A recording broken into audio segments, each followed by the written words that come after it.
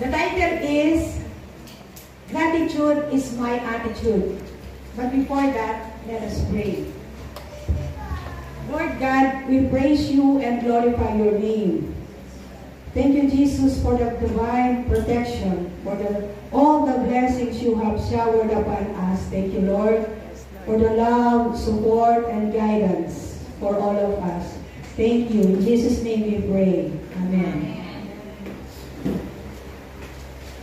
Lahat po ba tayo ay pinagpala? Amen! Lahat po tayo pinagpala. Isa na po ako doon sa pinagpala. Di po ba yung last week na tinestimony ni brother, isa po ako sa pinagpala. Yes. Pinagpala po tayo, di po ba? Yung pag-gising lang natin sa umaga. Isa ng blessing po yun, di po ba? Yes. Every gising is a blessing. Sa lahat po nangyari sa atin, sa araw-araw, good or bad, is still a blessing. Yes. Lahat ng pagsubok, nalalampasan natin yan. Lahat ng problema, nasosolve natin yan. Tulad nga sa mathematics, problem solving, may solusyon. First step, second step, may solusyon ang problema. Mas malakas si Lord, di po ba, kaysa sa problema natin. Ang gratitude po ay mayroon how to express gratitude. There are some steps. Hindi lang po yung sasabihin natin magpapasalamat.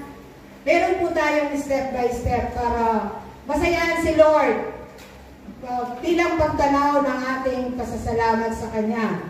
The first step is begin the day with thanks. Pagising natin sa umaga, minsan nga, di pa nga na yung parang gising, tulog pa tayo pero gising na.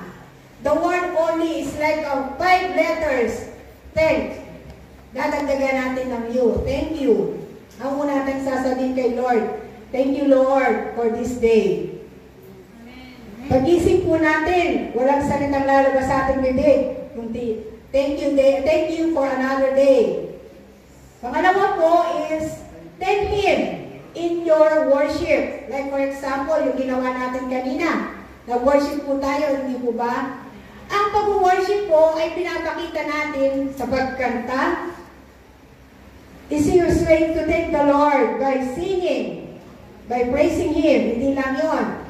Instead na, ngayon, nararanasan natin. Ngayon, ako mas, feel ko po yung makinig, yung mga worship songs. Hindi na yung mga maingay na kanta. Yung mas maano ka po ngayon sa mga worship songs. Like for example, kung may ginagawa ka, or even nasa kotse ka, yung mga worship songs na lang ang pinakikinggan natin. Kung wala kang, lalo na kapag hindi ka makatulog. Ako minsan, yan, pag yung mga worship songs ang naano ko para makatulog, mayroon po tayo yan. Makakatulog ka ng mahilig. Yes. Even habang naglalakad ka, yan, mga worship songs ang maano natin.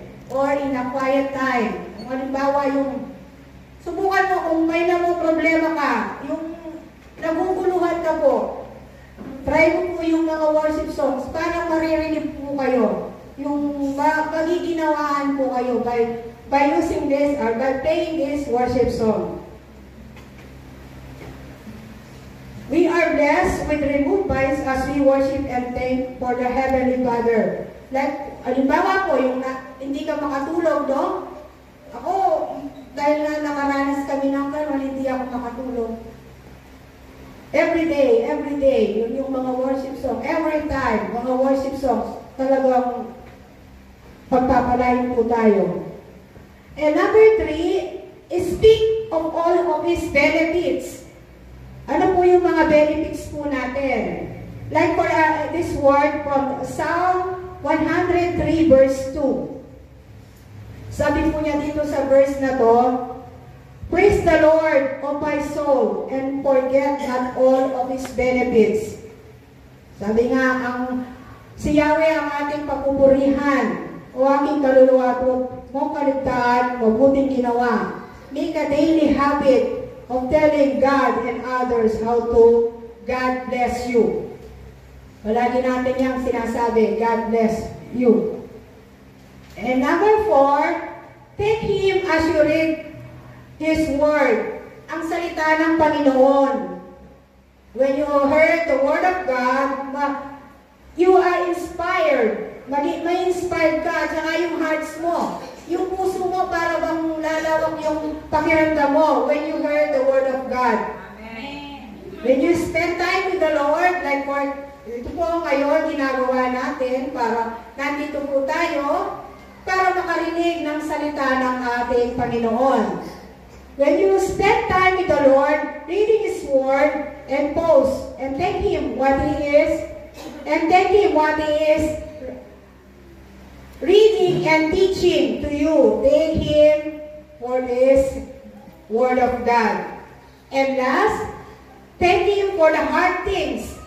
Kung nahihirapan ka, kung minsan, tayo ay nakakaranas ka ng pagsubok, no? Yung unang-una, financial, hindi po yan natin maano yan. Kasama na natin yan. Sa spiritual, naano rin po natin yan, nararanasin. Sa physical aspect po natin, nagkakaroon po tayo ng karamdaman sa ating katawan. Binibigyan ng kasagutan yan ni Lord. Always giving thanks to the Father for everything. As in 1 Thessalonians 5, verse 16 to 8, they say, una yan, rejoice always. Pray continually, and give thanks in all circumstances. For this, God will give you all the answers in your problems. Amen. Huh? Ito lang po yung, lang po niyan, yung conclusion niyan, yung summary lahat na yan. Lahat ng nararanasan natin, lahat ng natatamasan natin, galing yan kay Lord, hindi po ba? Yes. We are nothing. Si Lord, lahat. Sabi nga, lang po tayo, steward lang po tayo, hindi po ba? Lahat ng yan, we all from our Lord Jesus Christ. And we have, I have a conclusion. Always have an attitude of gratitude. Palagi po tayong magpasalamat sa Lord. Thank you po.